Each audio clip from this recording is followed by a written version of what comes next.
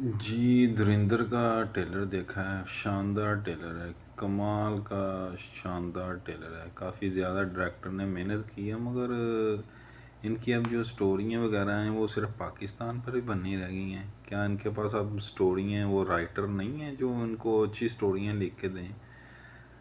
जब बॉलीवुड, अब पता ना बॉलीवुड चल नहीं रहा, फिल्में हिट नहीं हो रही, और ये सिर्फ अब पाकिस्तान पे फेक स्टोरीज बनाकर मूवीज़ बना रहे हैं।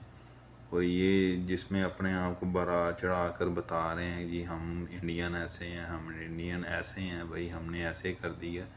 ये सारी फेक स्टोरी है।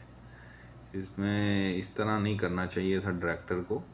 बहरहाल वैसे अगर मूवी का ट्रेलर देखें तो अच्छा है, एक्शन भी अच्छा है, मगर ये पाकिस्तान के ख़िलाफ़ बना के अपनी फिल्मों को हिट करवाना ना, ये समझ से बाहर है।